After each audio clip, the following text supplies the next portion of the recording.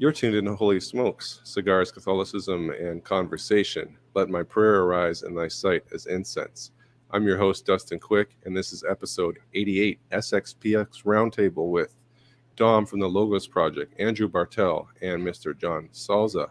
Guys, before we get into tonight's episode, just a word about my sponsor, Havana Palace on Huron Church Road in Windsor, Ontario.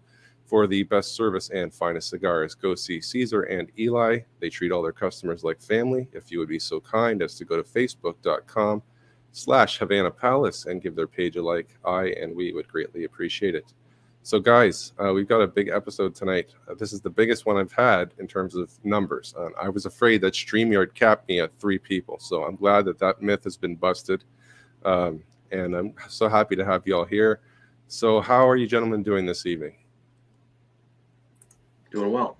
Thanks for having us. Doing great. Thank you. Excellent. Yeah. So guys, what I want to do, first of all, before we get into the topic tonight, just want each of you give a brief introduction and specifically sort of zero in on your either involvement with your connection to the SSPX or radical traditionalism, just to give people a bit of a background on who you are and where you come from in case my viewers aren't familiar. Sure. Yeah. Dom, you want to lead the way? Sure. I'll go ahead. My name is Dom, and I'm the host of the Logos Project, which is a YouTube channel. We're also on all podcasting platforms. And when it comes to my involvement with the Society of St. Pius X, I was born in the society, grew up there, transitioned back into the church officially at the age of 14. I think, if I remember correctly, it was a gradual process. And we transitioned to the Fraternity of St. Peter. Just the traditional movement has been something I've been thinking about and trying to understand more, understand everything that goes into it, the council, the forms of the mass, and all those questions. But the society especially has been something that is troublesome, it seems to me, because that's like the one option that shouldn't be on the table. And so that's one I think is important to talk about. So yeah, so background is just me growing up in the movement, and I'll leave it at that. Yeah. All right, John or Andrew, who wants to go next?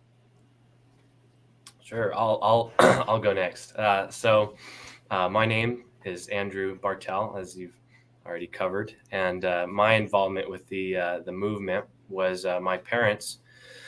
Shortly after converting to Catholicism, found themselves in the traditional Catholic movement, beginning with indult and FSSP parishes, but eventually they transitioned into the more hardline elements of the movement, such as Sedevacantism and SSPX.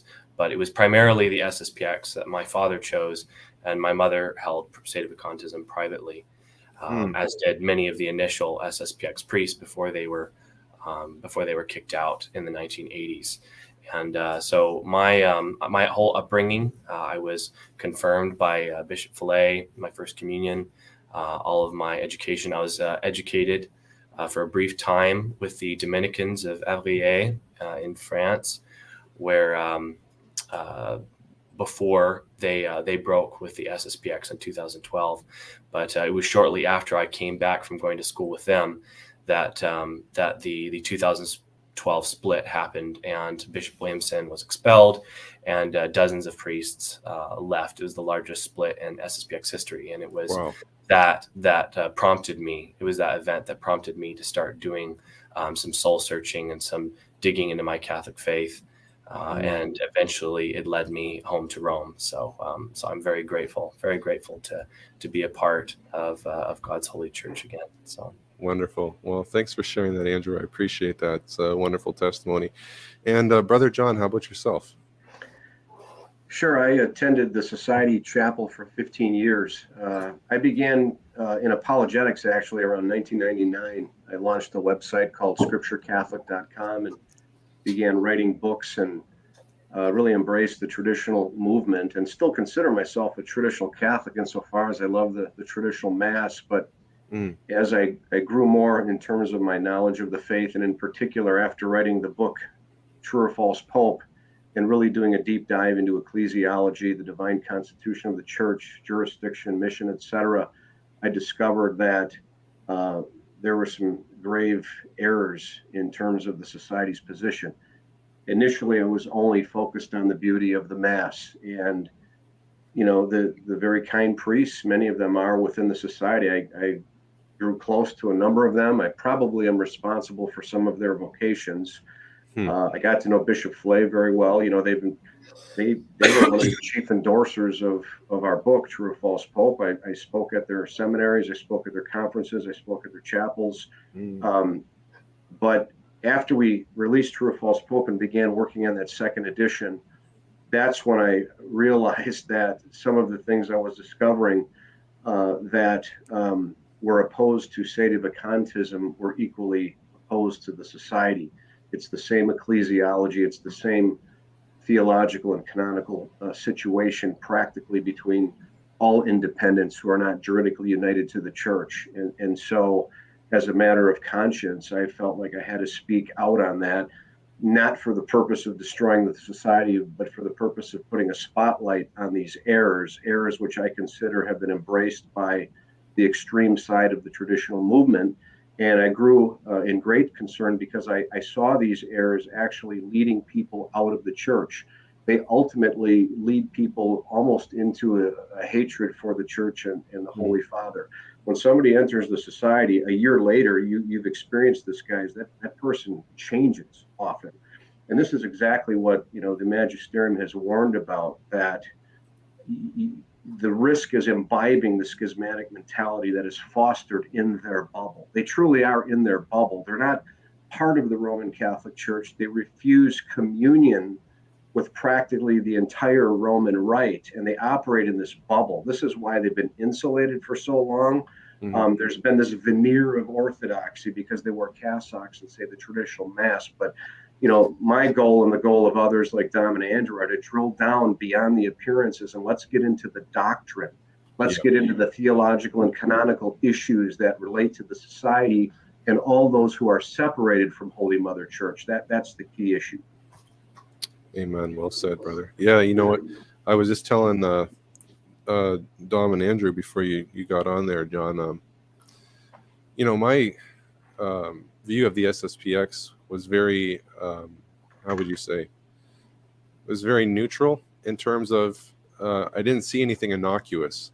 It was just, okay, well, people want the traditional Latin Mass, which is what they offer. You can fulfill your Sunday obligation, according to some. Some even say Rome allows for it. I disagree, but that's another issue. Yeah, we'll talk about that. And yeah, you just want a place where you can celebrate the traditional Mass, and they mention the Pope's name in the liturgy, so it's a valid option. Other than that, I didn't really know anything in depth until I stumbled upon your guys' work. And the most recent video I saw was you, John. It was it was a blue background, a blue brick background. You gave a talk. It was Pioneer Catholic, I think. Yes, that was at St. Augustine University Parish for Father John Del Priori, who's a good friend of mine. He says the traditional Mass there. He serves the University of Platteville, and he's got a wonderful apostolate, in communion with his bishop. And he noticed that even within his parish, and if you watch the whole video, a lot of the opposition that occurred against me that night were people from the parish who attended his Mass, but really don't recognize the distinction between a Mass offered in union with the bishop and an independent Mass offered in opposition to the bishop, right? So he wanted me to kind of set the record straight for them.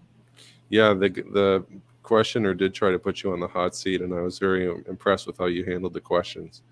I didn't know it was coming at me. I didn't know it was coming. But you handled it like a pro. Thanks be to God. So yeah, guys, what I wanted to do is just kind of set the stage first. So for those who aren't familiar, what is the SSPX? What is its genesis? How did it start? Tell us a bit about its founder, Marcel Lefebvre. Just give us a quick kind of backstory, and then we'll get into some of the doctrinal issues. You guys take it away. Go ahead, Andrew. Oh, okay. All right, my turn. Yeah. All right. Well, I think for anyone who really wants a in-depth history of the society, I mean, you can go and read kind of a brief history. I think their website has one. I mean, there's multiple places you can go and see it. So I'm just going to give kind of the bird's eye view. But what happened was it began primarily with a man. You might say a man was the one who these seminarians began to rally around, and he became known as one of the members of the Cetus Internationalis, I think is what it was called, which was a group of a more, I hate this terminology, but kind of a conservative group at the council, you might say, faction or wing that tried to influence a lot of what was going on there. And he was one of the leaders of that. And so he became well known at the time of the Second Vatican Council for that, as being one of those bishops who wanted to stick, more to the traditional ways, definitely less change on the less change side of things, as well as being an outspoken critic of many of the characters that were there, as well as the some of the things in the documents themselves. So because of this reputation, he eventually, after the council was over, and he was I think he was first given a small diocese for a brief time before retirement, and then he retired. And it was at that time that seminarians who were struggling to get the priestly formation that they were looking for, approached him and asked him if he would be interested in leading that and helping them in their formation. So it began, the Society of St. Pius X began as a very good thing, and it began with the church's blessing. So the way priests were formed in both the traditional rites, or the 1962 rites, and the way seminaries were run before, with discipline and rigor and Thomas Aquinas and all those good things were done. And so they founded this pious union. That's what it began as it was Switzerland. Was it where was that in Switzerland? Freiburg, Switzerland. That's right. Freiburg, Switzerland. Yep. And the bishop approved it, and they found a location eventually in Icon, Switzerland. And so what happened was, and that was about 1970. I think it was 1970 that it was founded. And for the first few years, things were just fine. But as time went on, as the council was being implemented, and as a lot of the controversies and crises began to erupt, the archbishop began to double down on his stance and to take more and more of a hardline stance on things. And eventually it culminated, and there were two visitors that were sent, two apostolic visitors that were sent to the seminary to see how things were being run.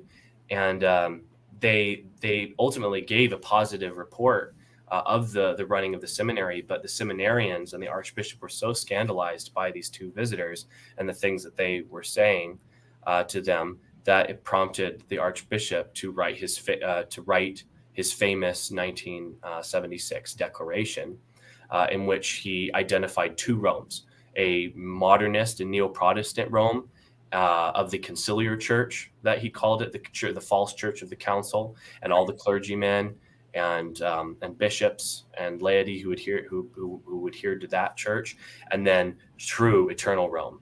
And it was at that time that things began to go south, and the Pope asked him to renege, or to withdraw that declaration, which he refused to do.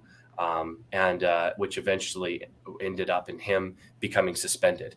And he was also forbidden to ordain priests because of his refusal to stop criticizing and speaking out against the council and against the Pope. But he also refused to do that. And so again, he, as well as the ordination of bishops, and he was eventually suspended. But he continued to continue to operate, continue to run his seminary. And this went on for several years, all the years from 1976 all the way up until 1988, when Cardinal Ratzinger was put in charge of trying to bring the Society of St. Pius X out of this irregular state, the state of where its priests and leadership were all suspended, and to keep the Archbishop from setting up what would in practice be a parallel hierarchy. Even though he didn't say he was doing that, it would enable the SSPX to operate independently from Rome. They wouldn't need to have anything to do. They would be able to have that self-perpetuating sacramental and governmental system with that. And unfortunately, even though all the way up until they actually thought they were going to come to an agreement, and the Archbishop did actually sign it, but he reneged on his signature the next morning and went on to consecrate 4 bishops, even though he had been promised that he would be given a bishop in August. He said, "Not enough. I think you're just waiting for me to die. You're playing games with me." And so he went on, and that was what really formalized the break. There was already obviously schismatic actions before that. There was already a rebellion, but this is what really cemented, you might say, the schism. And unfortunately, the SSPX has been, there has been back and forth. There has been talks, especially since 2012, but the society has been operating kind of in this state of irregularity and separation from the church ever since. And Dustin, I think it's important to note too that the society, when it was founded officially, as Andrew mentioned, it was a lay association because it was a group of seminarians being formed by a retired archbishop, and it only had a temporary or provisional status called experimentum, which was a 6-year provisional status, at which time it would have necessarily expired unless the Holy See gave it approval to continue. They wanted to see whether this thing was going to work. And so ab initio, the society never had a right to perpetuate itself beyond 6 years. The fact that they claim a right to exist certainly is not the case at all.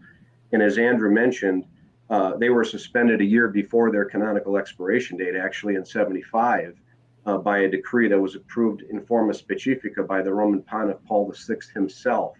And so to claim that they had some right to exist is not true. And moreover, their own statutes say that their entire existence depended upon the local bishop. Bishop Charrier is the one that founded the society as a lay association. And it was dependent completely upon him and his will. He was actually the one that was to ordain the priests for the society, and then they would be incarnated into the diocese, either in Fribourg or beyond, if other bishops wanted to take these newly ordained priests. But never was it the case that the Society of St. Pius X, under the leadership of Archbishop Lefebvre, was meant to actually ordain and incarnate these seminarians, because it's not a church proper that could possibly receive priests through incarnation. You see, so this was an affiliation of laymen being formed by a retired archbishop that had no right to exist beyond 6 years.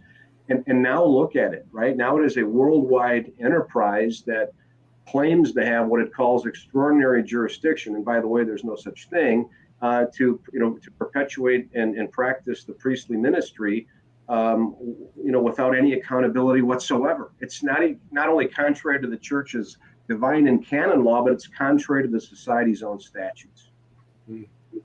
So that's interesting. A couple points, between what you and Andrew had said that really stuck out to me. Number one, that it had a shelf life, which probably many people aren't aware of, and so it was disbanded a year before that expiration date.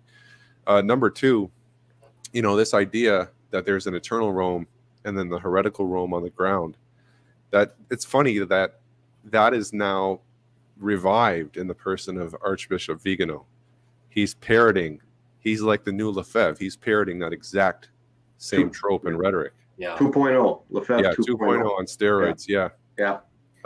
So I find that interesting, and just how timely this is. I also think that. Go ahead, Don. Sorry to interrupt, but a lot of this is, I think, a confusion that was happening where tradition was being understood as merely, only what the magisterium taught, especially within the last century, of the council, before the council. And so when the magisterium in its text, in the council, in the text itself, opens itself to the larger tradition and no longer identifies that tradition merely with the kind of the Roman Holy Office, the way it works and everything like that, then suddenly you have, it seems like the magisterium and tradition are no longer united, because it's not, because it can't contradict itself. So they're faced with the kind of cognitive dissonance here, where because of the opening up to the larger tradition, the patristics, the East, and all these different things, then suddenly there's no longer an equation with what Rome taught as tradition, but something much bigger, and that kind of scared them, and they overreacted. And then they now think that the magisterium is no longer holding on to tradition. So it goes from the magisterium is tradition to now it's no longer holding on to tradition. And so the point here is that the rules of faith are off kilter. And it's actually the Second Vatican Council that restores the proper emphasis. It doesn't mean that the magisterium isn't a vehicle of tradition and safeguarding tradition, but it's not only the magisterium, it's also the fathers, the doctors, the East, the West, and everything. So I just wanted to add that to kind of contextualize this reaction that's happening. And it's somewhat understandable sociologically, but It's not doctrinal, it's not orthodox. So anyway, that's right. And for anyone who wants to see whether or not this artificial separation between eternal Roman and temporal Rome, or what he refers to as Protestant neo-modernist Rome, which he calls it that, but of course what he's referring to the Pope. He's referring to all those who follow the Pope in their acceptance of the Second Vatican Council and the reforms that followed. But if you want to see whether Vigano or before him Archbishop Marcel Lefebvre are actually being faithful, and ironically whether or not they're even being traditional in this, you can go and read Pope Leo XIII's encyclical on the unity of the Church, Satis Cognitum. And he clearly lays out this error that has been made far before these recent schisms by the Protestants and by other heretical movements, which creates two categories, like a visible church and an invisible church. Right. A church of the structures and the churches and the hierarchy and the magisterium, and a church of those who have a category other than that. So like those who would hold fast to what they believe is tradition, or those who attend exclusively the traditional Latin Mass. It's funny. That's kind of for as much as they would decry this, it sounds, and not to subjectively judge anyone, but it sounds objectively like it's a Protestant type ecclesiology, where the true church is identified with those who proclaim, quote unquote, the true faith, and the structure on the ground may be corrupt and something else entirely. That's kind of what it smacks of. Yeah, I mean, it's exactly what it is. But at the same time, how to put this, like if you look at the Protestant Reformation, it's not like some people decided to teach something contrary to the magisterium and to teach heresy all of a sudden. It's usually people reacting to real pastoral problems, real abuses, and then going off and overreacting. And it's when you lose communion that even if you have good points, it's almost completely irrelevant because you've lost communion. Yeah, you've gone too far. Yeah, so they do have good points. They have been, they've had a tough time, but again, the same thing with the Protestant reformers. And so what we're saying is come back, right? Let's patch up the wounds, right? Right. So yeah. So guys, when asked if the SSPX is in schism, many people who have a soft spot or are in the society themselves would say, we're not in schism. We're just in canonically irregular status. We're not schismatic. We mentioned the Pope in the liturgy. We're sons of the church, this and that. How can we tell objectively whether or not the SSPX is in schism? Well, one of the requirements for schism, according to all the doctors, especially read Reverend Zoll, is a schismatic must recognize that the Pope is the supreme pastor of the church. And so when those say, well, the society doesn't, they don't reject the Pope's authority in principle, that's a requirement to be a schismatic. That's a problem. I think, Dustin, there's a distinction between calling the SSPX schismatic and then the individuals who formally adhere to the movement. There's a distinction there. John Paul II referred to the schism of Archbishop Marcel Lefebvre in the fact that he performed a schismatic act. So he's referring to the act that resulted in the illicit consecrations and everything that flowed therefrom, And then he made a distinction. Those who formally adhere to that movement also incur automatic excommunication, the censure under 1364. Now, when we talk about the society as an entity being in schism, technically and canonically, only persons are schismatics. Only persons can be subject to excommunication. Right. So when we say the society is schismatic, we're using that terminology kind of colloquially, I would say, and not technically canonically. However, Cardinal Burke uses it that way. Cardinal Mueller uses it that way. The popes have, by referring to the movement as schismatic without identifying persons. So we're not wrong to say the society as an entity is in schism, because that entity, by virtue of the decisions of its leadership, has willfully chosen to remain separate from the governance of the Roman Catholic Church. Okay. For example, so the Eastern Orthodox. Yeah. That's a point to make. Secondly, with respect to those who formally adhere, now I'm saying no more, but no less than John Paul II. When John Paul II declared those who formally adhere to the schism are automatically excommunicated. Well, how do we know that? Well, we really don't. But I would say this: both the Pontifical Council for Ecclesia Dei and the Pontifical Council for the Interpretation of Legislative Text has addressed the issue of formal adherence. It would be nice if the Congregation for the Doctrine of the Faith would actually define what it means. Mm-hmm. But what the P-Silt said is that, and to quote from memory, it said, having established that this movement is schismatic, they said it seems no doubt that the priests, that the clergy are formally adhering to the movement by their external actions and the fact that they know what the movement is. Right. And then they went on to say it's a little bit different for the laity. And I think all three of us would say those who merely attend the society masses are not schismatics. They're not excommunicated. Right. That's also what the P-Silt said, and it's also what Ecclesia Dei has said. But what it said also is that to the extent that the laity formally adhere, and what they mean by that is to the extent that they only attend the society, what they call Lefebvrean ecclesial acts in that 96 P-Silt statement, and where they truly place the decisions of Archbishop Lefebvre above the authority of the Pope, that's right, where there would be formal adherence on the part of the laity. So it's likely that we could never have juridical certainty as to who would be subject to the censure, because there is a subjective element to this. It's fair to say, though, and to give the warning to the faithful, those who formally adhere to the schism are excommunicated automatically under the law of the church. And, again, I'm saying no more than what the popes and what the organs of the magisterium have said on the matter. None of us have identified anybody by name. Right. I think the bishops are technically, and this is only my opinion, guys, but I think the bishops are technically in a different category than the priests, because they are the living witnesses of the schismatic act. They're the ones who usurped a right of the Roman primacy by receiving episcopal consecration against the will of the Holy Father.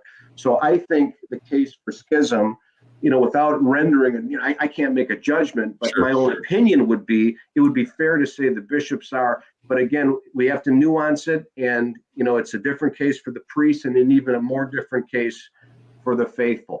But there's a danger, okay? Even if we don't have juridical certainty, there is a danger of schism, and who would want the risk of being excommunicated under the church's law for formal adherence? It's yeah, and people want to overcomplicate it, really, because it involves certain complexities of canon law and moral theology and things such as that, as though just because there is complexity, you can't also have it have a simple aspect to it, you might say. Mm-hmm.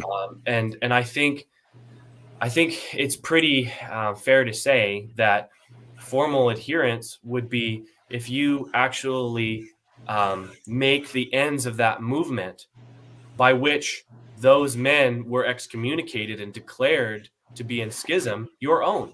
So if you only attend SSPX and only believe that they're the true priests, if you reject the authority of the Second Vatican Council, if you reject the authority of the popes, if you believe that the reforms that followed were evil or even sinful or heretical, all of these things that were actually clearly laid out in Ecclesia Dei Afflicta by Pope John Paul II and elsewhere, if you buy into that and you believe that, I mean, that there you go. You have a formal connection to them in a way that somebody who goes along and say is attending their masses but doesn't necessarily buy into the ends of the movement and support it, give their money to that and things like that, right? So I mean, it's just the same way that you would totally buy into like a sports team, or you put your investments into a business, or I mean, we have these actions that we are responsible for, and they have consequences.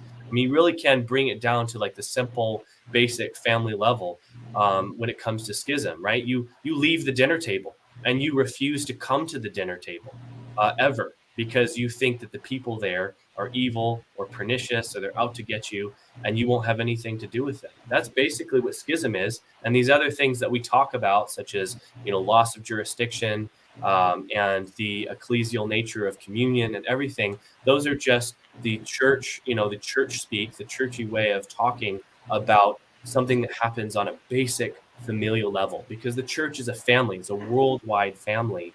Yeah. So we don't have to overcomplicate it. That's one of the reasons I emphasize the basic moral level of schism, that it has to do with human actions, human responsibility, who we are, and what we believe our identity is. Those are simple. Those are things that your average layman can understand. Everything else that like John talks about, that he really gets into, that's so good. Those are, you might say, the signs of the inner truth. The inner truth, which is that we belong to this covenant family. That's what this is all about. This is all about God and being incorporated into his family and remaining at the table, the supper of the Lamb. And Dustin, it's also important to point out that schism is not only refusal of submission to the Roman pontiff, but also rejecting communion with those subject to him. We forget about that second canonical element, which suffices for schism. Okay, if you want to debate to what extent the society has really withdrawn communion from the Holy Father, that's one debate. But here's something that's probably even easier to discern. It's a fact that the society priests refuse communion with 99.9% of the Roman Rite, of people in the Roman Rite, because they attend the Novus Ordo Mass. Right. And in fact, they even advise rather consistently, and I'm not accusing every priest in the society of this, but pretty consistently, to be leery of going to Ecclesia Dei, former Ecclesia Dei institutes, like the Institute or the fraternity. So there clearly is a posture of refusing communion with those that are subject to the Roman pontiff, irrespective of their own juridical irregularities and separation from the church. They externally refuse communion with what they call the Novus Ordo Church. That is a clear sign, perhaps even a clearer sign of schism that's not emphasized enough. Okay. And how many Catholics do you know that only attend society chapels and would never go into a Novus Ordo church, much less go to the Mass? Certainly, if there's a traditional Mass there, they want to make sure that those hosts weren't consecrated by the Institute of Christ the King, or even a Novus Ordo Mass, you see. So there clearly is this refusal of communion, which, as Andrew pointed out, is definitely a most clear external sign of schism. Yeah, that second part, John, I think is key, and I think it's easy to forget too. Refusal to submit to the Roman Pontiff and the bishops in communion with him. That part needs to be emphasized more, because it's easily shown, as you said. Go ahead, Dom. Sorry, Dustin. I just want to say, but this really, it teaches us a beautiful lesson, which is what is the Eucharist, right? It's the body of Christ. There's a deep connection between the Eucharist and the church. And when you rent the church with schism, right, then the Mass said not in communion contradicts the very Eucharist present at that Mass. Yeah. So it's a contradictory Mass that is being done not for the purpose of bringing everybody into communion through the sacrifice of Christ. Really, so it teaches you the horrors of schism and its effects in people, but it also teaches you the beauty of the Eucharist and why schism is such a danger. It's something that should sadden us, because the church, she is a family, as Andrew beautifully pointed out, but even more than that, she's the whole Christ. She's the very flesh of the bridegroom. And when you sever that flesh, there's a kind of a spiritual death it can take place, and that's very dangerous. And so that's why, what unites the flesh of the bride and the bridegroom is charity, that, it's the love of the spouses. Well, when you sever that, then you start to dry up. You're not connected to the vine. The sap isn't there anymore. And that's very dangerous. So I just wanted to add that. Yeah. Well said, Dom. That's great, Dom. Yeah. Guys, one of the things that troubled me that I learned fairly recently was that Marcel Lefebvre, and I think this is in his letter to Confused Catholics, correct me if I'm wrong, but he said the Novus Ordo, as celebrated according to the norms and rubrics of Sacrosanctum Concilium, that Mass is inherently evil and a danger to souls. And a danger to souls, theologically speaking, is you could be led to perdition. So it's not just going to the Novus Ordo will leave a bad taste in your mouth, or you'll get angry because certain things are done or not done. We're talking about actually objective evil. Is that accurate? Does the society still hold to that officially? He even publicly, and it's on YouTube, called the new sacraments, the Reformed sacraments, they're not different sacraments. He called them bastard sacraments. You can find this on YouTube. Yeah. Sorry, but what do you guys think? Because he believed, and he said that because he believed they were the product of a false union with a false church. He believed they were the illegitimate offspring of, and this. So this all goes back to this first faux pas that Archbishop Lefebvre made in 1976 by artificially separating and saying, okay, now there's a true church and a false church, and the false church is the visible church that we see. Right, with the Pope and the bishops and the magisterium and everybody who adheres to the council. That's the false church. And now the true church is those of us who actually preserve the tradition. So all the way back. So now you have this rejection all the way to this day of his priests, of these sacraments as being illegitimate, completely illegitimate, and something that, like you said, Dustin, will actually can become mortally sinful and make you a Protestant, basically. Wow. Yeah, like you look at, one of the churches that does Mass really well is St. John Cannius in Chicago. And I always think when I see those Masses, I think to myself, the SSPX actually holds that attending in or participating in this beautiful Mass could harm your soul. It blows my mind. One of the things I wanted to ask too, and anybody could take this, but John, I've heard you speak on this quite a bit, is the SSPX priests and bishops don't have mission from the church, so they're not really operating canonically. Can you speak more about that? What does that mean that they don't have mission from the church? Sure. So starting with the bishops, when a bishop receives episcopal consecration, he receives an ontological participation in the sacred functions of the episcopacy, but he's not allowed to exercise them until he's in hierarchical communion with the Holy Father, which generally means he will be given a mission by the Pope to rule over a diocese. Perhaps he's an auxiliary or he's underneath another bishop with ordinary jurisdiction. But a canonical mission is what makes the powers received at episcopal consecration ready to act licitly and in union with Peter, because everything depends upon Peter. And so because the society bishops, although they have received valid episcopal consecrations, they have not been given a canonical mission, and hence they're not allowed to exercise the episcopal ministry. It's the same for the priests, although the terminology is a little bit different. When a priest is ordained by a bishop, he similarly receives, the indelible priestly character on his soul and has powers that he can use to exercise the priesthood. But he has absolutely no right to do anything until he is under the authority of a bishop. It's called incardination under Canon 265. Incardination is required, which basically means he's tied to or hinged to a bishop.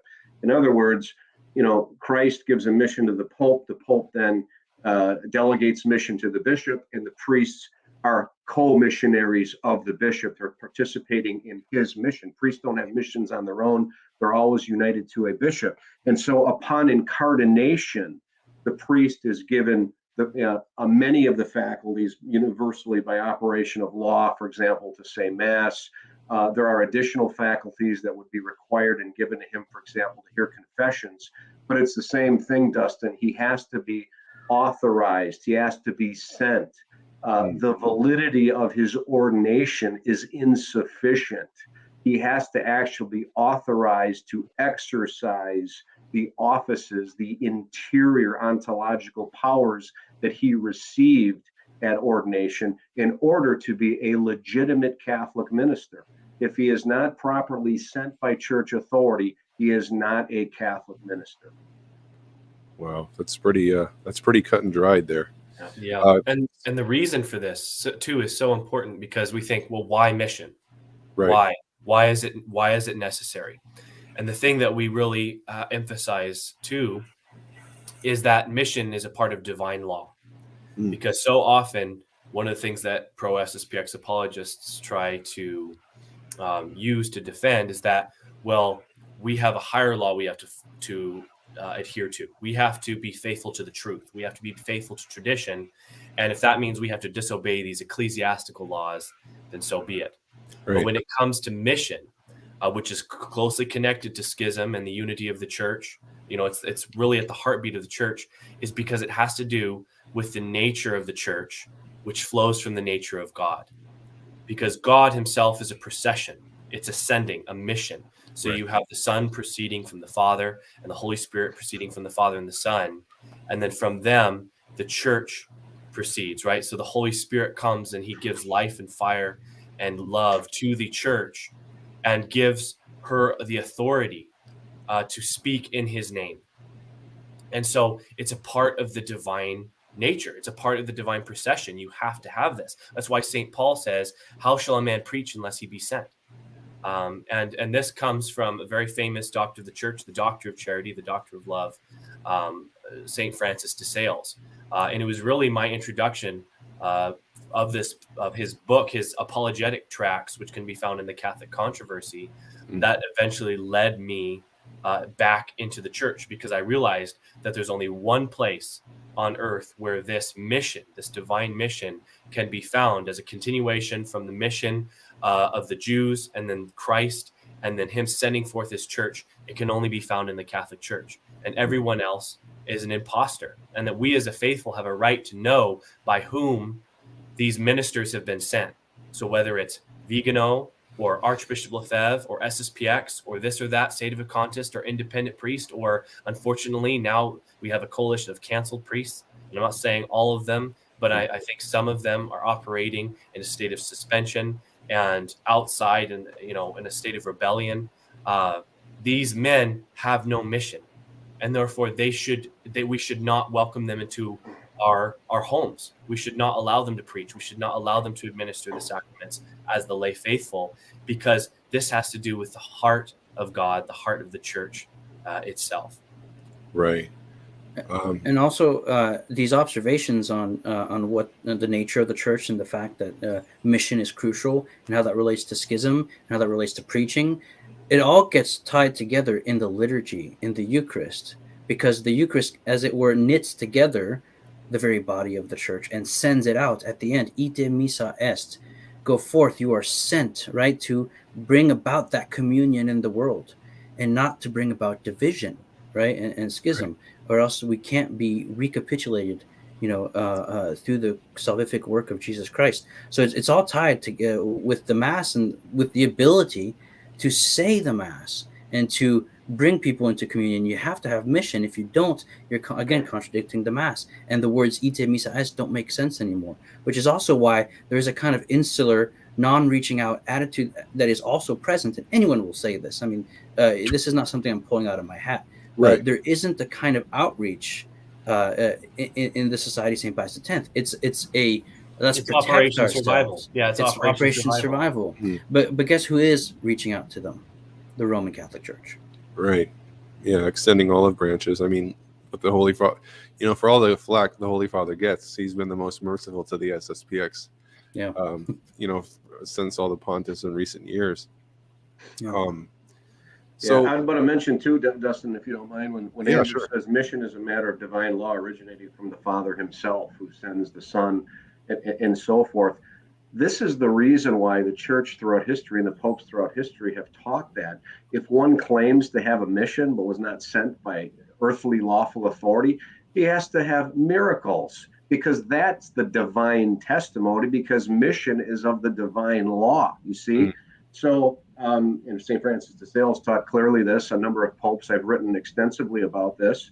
The church says if you actually claim to have mission but you weren't sent by lawful authority, prove it through miracles. Right. Okay. To my knowledge, the society doesn't have any miracles. And by the way, all the popes who've taught about mission, including St. Francis de Sales, say that the mission is always consistent with the ordinary mission of the church, never in opposition to the mission of the church. That's so number one, the miracles have to be canonically approved by ecclesiastical authority, and the mission, which has the divine testimony of the miracles, is the same as the mission of the church, because there's only one mission.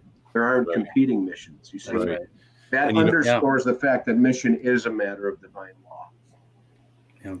Guys, one of the quotes that strikes me right now, and I've thought about this before, St. Augustine, I forget which letter it was, but he said something like, paraphrasing, when looking for the Catholic Church, a heretic will point to his private house or private chapel, but everybody knows where the Catholic Church is. Yeah. Right? You don't have to point. That's like, if you're evangelizing somebody, can you imagine? We have this wonderful deposit of faith, and it's been kept for 2,000 years, but you can only find it like a needle in a haystack. It's almost like, after an altar call, and when the minister says, now go find a good Bible-believing church, and you have all these different choices, and it's like, where do you go? Yeah, Dustin, thing, right? This is such a great point you make, because this is exactly St. Irenaeus's point. And this is why St. Irenaeus is known both to speak at length about apostolic succession and to fight against Gnosticism, which is a secret knowledge apart from the visibility of the church, right? And so for me, a huge part of this for me was reading St. Irenaeus and realizing, oh, no, this is not consistent. And so, and this talk about mission, we didn't just pull it out from only St. Francis de Sales. It's in the Fathers, the Scholastics, and the Moderns. Ratzinger speaks about it at length in his little book called The Communion. St. Irenaeus talks about it. St. Bonaventure talks about it. And this is not just one little gotcha card that we pulled out of our hat or something. This is what makes sense of the constant teaching of the church. And as John said, and I think this is really brilliant, which we need to really hammer this point home, is extraordinary mission can never contradict ordinary mission. Is it contradicting? Is the society contradicting the ordinary mission of the current visible church? Yes, that's a done deal for me. And they actually admitted, if you've watched the Crisis series of podcasts, priest after priest, I think it was Father Jonathan Loop said, yes, we are operating contrary to, paraphrasing him, contrary to the will of the princes of the church, the successors of the apostles. This is exactly what Father Loop said. That's their position. They acknowledge that they are carrying out a so-called mission contrary to the mission of our Lord Jesus Christ through his Roman Catholic Church. Yeah, all form of last phrase. All form of Protestantism is a kind of Gnosticism because it divorces the visible and the invisible. Sorry, Dustin. Right. No, exactly. The church is the extension of our Lord in the world, right? Body and soul are united. So that's an excellent point, Dom. Now I think I lost my train of thought. I remember. Okay, so somebody will say, that's all well and good, but Archbishop Marcel Lefebvre and the Society by extension, they do what they do because of the crisis in the church.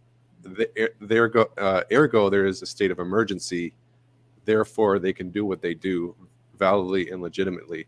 And if it's my understanding that only the church can declare whether the church is in a state of emergency, that's not up to an individual's private judgment. Well, that's precisely what the Pontifical Council for the Interpretation of Legislative Text said when it confirmed that Archbishop Lefebvre's consecrations were a schismatic act. It rightly said there is never a necessity that would justify consecrating bishops contrary to the will of the Holy Father. And that's, Dustin, because the right to choose and select and consecrate and send bishops belongs to the Pope alone. Of course, he delegates the authority to consecrate to other bishops, but he, by divine right, alone chooses and sends his bishops. And hence, there could never be a necessity to justify that act, which perpetuates apostolic succession and goes to the very divine constitution of the church, perpetuating her existence until the second coming. There can never be a necessity to justify a direct attack on the unity of the church and to justify a schismatic act, you see, so it doesn't make sense. Because we're dealing with the divine law, and because divine law foresees all things, it also foresees cases of necessity. The church's mission, the way Christ structured it, handles all cases of a necessity already. We don't need, as St. Francis de Sales said, extraordinary legates to come around and claim that they need to save the church. It's that, every schismatic has said that throughout history, but the popes have said that's not the case. Christ founded his church to handle all of these issues that will rock the boat, so to speak, until he comes again. Yeah, and hence the need for and the reason for ecumenical councils. I mean, throughout history, we didn't have just private individuals saying Arianism or whatever was heresy, but the church proclaimed it. The church was equipped to deal with problems and make declarations. The church as a whole. It wasn't just a few individuals saying, no, we need to set up a parallel structure and determine this, that, and the third. The church as a whole declared, this is going too far. And the church has that ability to deal with those emergencies and the authority to stamp them out. Archbishop Lefebvre didn't claim anything new. Satan has been using this playbook since the apostolic time. And we see this with the Arians and the Nestorians and the Donatists of St. Augustine's time through the Fratricelli, all the way through the old Catholics, in the late 1800s. They claimed a state of necessity. And what did Pius IX say? Well, we've got it covered, that Christ's church is going to prevail. But all schismatics say that. The old Catholics left the church after Vatican I. The Society left the church after Vatican II. We see the same thing with the Sedevacantists, with the resistance. Everyone who has broke communion with the church has claimed they were doing it to save the church. Yeah. Again, it's the same playbook. So what Lefebvre did is what, all of his fathers in schism did before him. And this is a constant theme throughout history. After councils are always a turbulent time, and there's almost always schism. Like the Chaldeans, like you said, the Donatists, you name it. The old Catholics, now the SSPX. It's a pattern. Because there's a sense in which division, right, is the master play here. But what was the council actually? The Second Vatican Council looking for? Communion, right? The one thread that runs through all of those texts is communion. John Paul II himself said the hermeneutic of the Second Vatican Council is communion. So a lot of these interpretations of rupture that create reactions that equally adhere to a rupturous interpretation, all of this is the work of what Paul called the powers and principalities trying to prevent what Christ is bringing about in his church, which is communion. Yeah, so that's right. And not only that, but because of course after crises, right, there are problems to be solved. There are problems in the church, and often there are overreactions, there are abuses, there are things that need to happen. But when it comes to separating, right, separation, division, schism, as St. Augustine said, there is never a justification for schism. Schism is never justified, ever. Because why? What does this all boil down to? The means are not justified by the ends. Right. And schism and separation and breaking the unity of the church is never a solution. It is never a solution. And I remember talking about this with Cardinal Raymond Leo Burke, and he said something to me that really has stayed with me. And that is, he said, schism is a purely human solution to a real problem. He said, excellent. But it's not. He said, but that's therein lies the problem, is that it is merely human. It is not a supernatural response.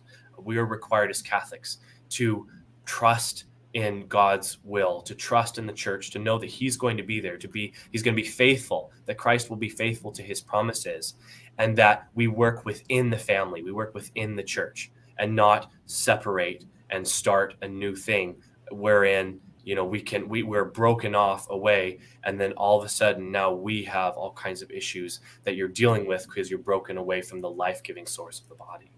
Yeah, amen, brother. One thing I did want to mention, I think we should be consistent, and this is why a good grasp and knowledge of church history is so important. So, the pushback we get, well, Vatican II, it's been 50 years, it's not implemented yet. What's going on? It must be failed. Well, if we hold every single ecumenical council up to the same standard, did Nicaea immediately squash out Arianism and semi-Arianism? No, it persisted not for 20, not for 30, not for 40, 50 years. It persisted for hundreds of years. Good point. So, I mean, by that standard, if we're using that yardstick, every single ecumenical council, not just Vatican II, but the first 7 are all failures. If we're to be consistent, we have to admit that. Yeah, that's right. It's a great point. And also, I think what I find interesting is that some of the councils of the past, even like the very earlier ones, are still fruitful today, and there's things that we can draw from them today. For example, Chalcedon is actually still debated in certain circles today, but those debates yield a lot of fruitful work in theology. So a council is one of those kind of stamps in church history that is something we can constantly come back to. We can see what it yields. We can be constructively critical, but the issue here is the critical spirit is not the same thing as being constructively critical. Some people have some criticism about Chalcedon, and yet it really solidifies the defining factor for orthodoxy, which is Jesus Christ is fully God and fully man. And so, this is just, people have this kind of black and white view of history, and I don't like this council, it must be a departure from. It's just not that simple. And it's very nuanced. A little bit more, a little bit more faith and trust. I just want to give a shout out to a few people who are watching, who support this channel regularly. Hallelujah, Catholics on Record, my friend Matthew, True Form Motivations, a dear brother of mine for over a decade. Saint Charbel, Miracle Worker, and Father John Brown, SJ. I just want to give them a special mention. My brother True Form Motivation says, "Greetings, Dustin. One way you can tell the other schismatics and heretical groups know the Catholic Church is the true church is because they broke away. They didn't stand and say, 'We're the true church. You Catholics break from us.' The Catholic Church has always stood on the foundation," which is absolutely true. I mean, every schismatic and heretic says the same thing.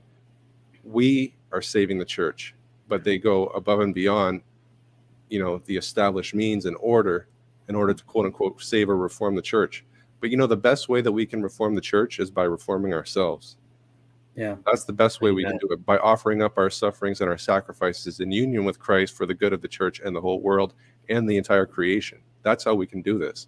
So, guys, what I wanted to ask you, because we're winding down in a bit here, maybe 15 more minutes or so, because I have to get ready for my next show. And I've appreciated you all so much in your insights. It's been an absolute blessing to me. Thank you again. I wanted to address this. Okay, so many people are critical, and I can understand why. So my view of Traditionis Custodes is kind of balanced, right? On the one hand, I know why the Holy Father issued it, because many people have used it's not the fault of the traditional Latin Mass, which is beautiful in and of itself, but a lot of people have used it as a veneer for schism or quasi-schism, either formal or material. And this isn't just a select few. I see this rampant online, and I see it in real life. So I can understand why the Holy Father has issued the document and the restrictions. However, I think maybe the restriction is a bit heavy-handed. Maybe a different, more prudential approach could have been. I'm not the Pope. I'm just saying we can criticize prudential decisions, right? And I think maybe a better way would have been, okay, you want to celebrate the TLM, sign this profession of faith. Profess your fidelity to the magisterium in Vatican II, and you can celebrate, no problem. I think that would have been more prudential, less of a carpet bomb, less heavy-handed, which might not have pushed people away. But what do you say to people who say, look, the traditional Latin Mass is less and less accessible, and our only option is, if we don't have SSP or the Institute of Christ the King, we don't have any other options. So what are we supposed to do? So before you guys answer, one of the and this solution isn't for everybody, but for me, I almost defected to Eastern Orthodoxy in 2016 over the state of the liturgy and how I perceived abuses and whatnot, and how it was being celebrated or not celebrated properly. It made me so angry. But then a friend of mine taught me about redemptive suffering and applying it to the Mass. And the way I participated in the existing Novus Ordo transformed my spiritual life, and I was as edified as I left a Novus Ordo as I did a TLM. And a year prior, that would have been unthinkable.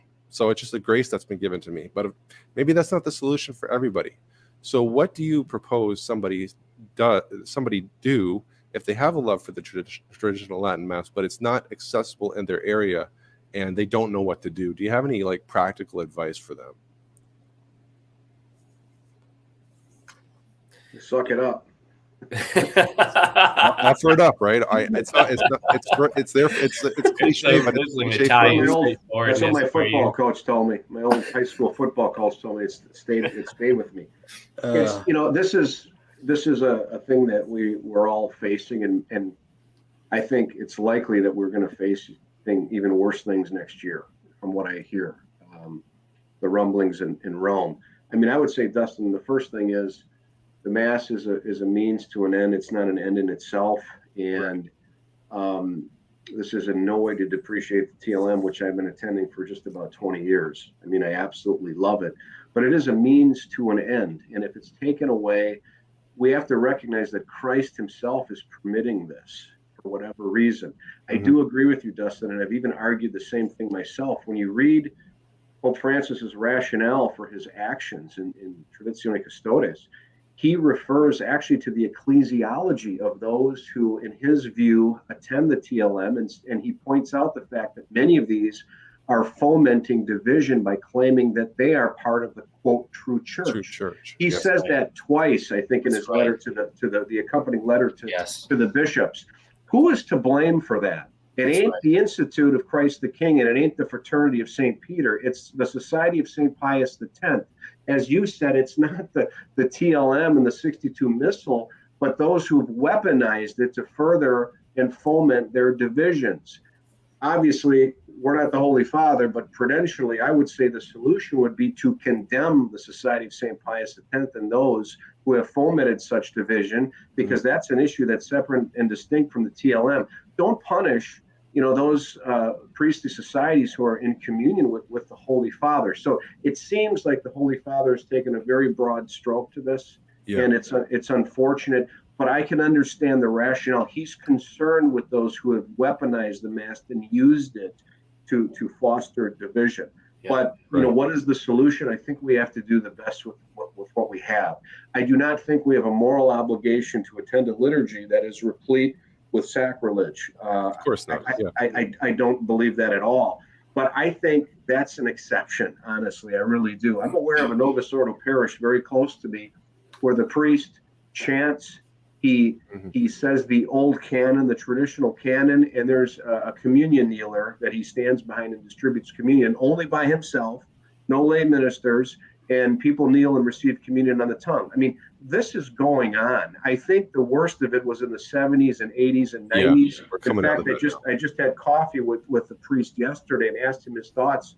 He said, John, these 20 and 30 somethings who are being ordained, they're really being attracted to tradition. The tide is changing.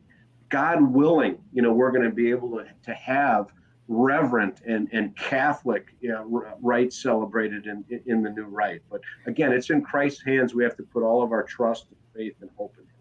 That's right. And that's why what we're saying about the SSPX is so important. That's why we have to recognize that the SSPX is a non-Catholic entity, that it is in schism, and that is not the Catholic way to go, because so many people now have said, well, they're just kind of irregular and there's this kind of issue with canonical stuff, but they're actually fully Catholics like the rest of that. Because of that, it's like, well, if they're Catholic and they can hold that we can reject the Second Vatican Council and hope it ends up in the dustbin of history, or we can say that the new rite of Mass is evil and harmful to your faith, and they're Catholics, then we can do it as well. And I think that this sickness is spreading all throughout, especially the American church, because the SSPX is very dominant here. Yeah. more dominant here than other parts of the world. Right. And because of the complicit clergy, even complicit bishops who have given the okay and the green light to be a part of the SSPX, to attend their masses, and said they're fully Catholic and they should actually be imitated and emulated, completely brushing aside any problems that they might have, they're to blame for this rampant spread of division and this identification of the true church with those who say the TLM that Pope Francis is talking about, as John mentioned.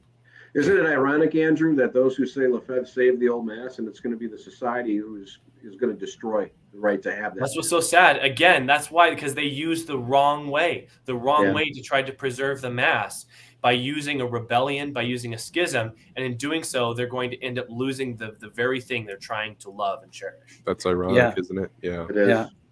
And going back to what John said, I mean, I've heard from numerous people across the country of exactly that, which is these masses are being said, facing east, with beautiful choirs, incense. They're following the rubrics. Oh my, and from the council, Dom, from the council. Exactly. Sacrosanctum Concilium. Yeah. Yes, this is happening. This is good. This is hopeful. Don't ruin it, guys. Don't ruin it, right? And so another thing is about Traditionis Custodes.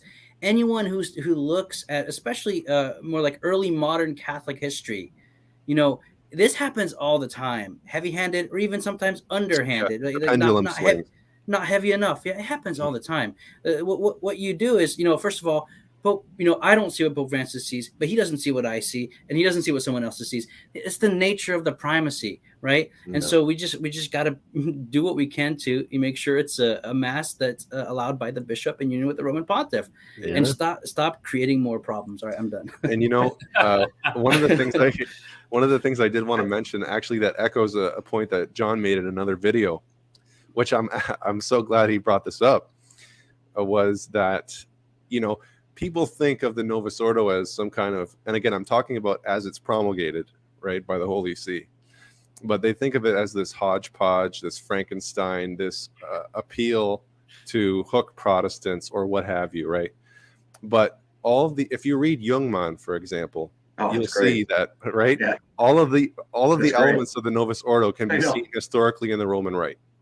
That's awesome. And that book's online. It's a lengthy treatise, but you're absolutely right, Dustin. I mean, I engaged in my own study because I wanted to see where these elements came from. They're all there. I traced a lot of them back to the 5th century. And there were all kinds of things going on through the first 500 years, in terms of how the liturgy was celebrated in the Roman Rite. And remember, St. Pius V, he suppressed the Gallican Rite, which was around in substance from about 1,000 years. Okay. The Serum Rite too. Yeah, well, I think he did too. Yeah, but I mean, we've lived through already things that don't even resemble what might happen with the implications of TC. I mean, Pope Clement IV, he suppressed the Jesuit order after 200 years. They were producing saints and doctors, and he outright suppressed them. Nobody accused him of being a heretic or a schismatic. Popes have interdicted entire countries for the sins of their civil leaders. And I'm talking barring Catholics from the sacraments for 8 and 10 years. This happened in England and in Great Britain. So you're right. Whoever mentioned church history is important. It is very important. We are living in a historical moment. But if the 62 Missal is taken away, the church actually has suffered much worse, in my opinion. Yeah. Yes, and the Pope does have authority over the liturgy. I think if you read, I think it's Pius XII, Mediator Dei?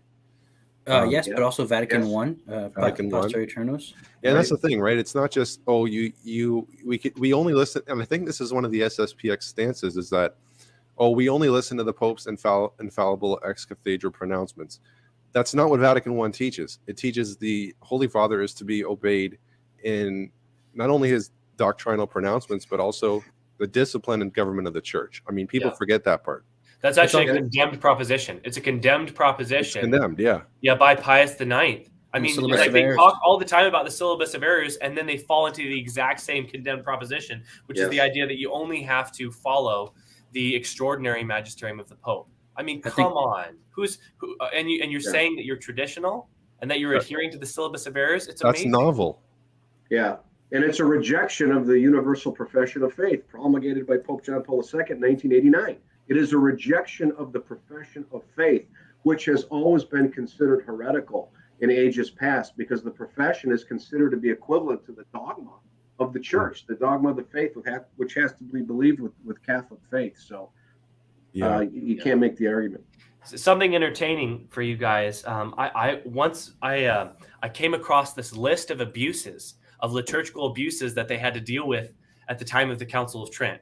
So just in case anybody thinks that that liturgical abuses are something novel, and it's like, oh, the only time you have liturgical abuses is when the Novus Ordo, because they loosen the rules, and now you have all kinds of liturgical abuses. No, at the Council of Trent, they had to deal with all kinds of like superstitions that were entering into the Mass. Some of the things that the priests would do, like they would do multiple signs of the cross over the Eucharist, like that was what confected the consecration. Some of them would even like put the Eucharist on the head and do like a weird procession around. There were lords and ladies, and like you talk about like being annoyed at people in the pews, there were lords who would bring their hunting dogs and their falcons to Mass with them.